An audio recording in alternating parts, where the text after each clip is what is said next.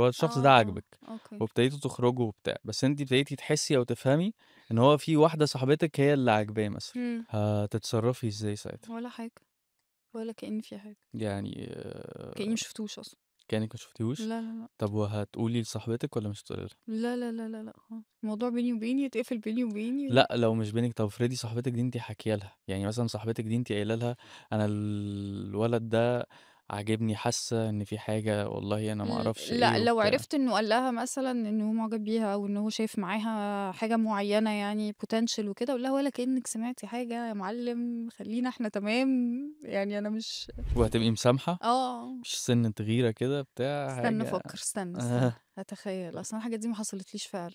يعني مش معقول هابقى أنا في الجروب بنات يعني باهزر، باهزر، باهزر بس استنى أتخيّل. لأ، أكيد هابقى متغاظة شوية.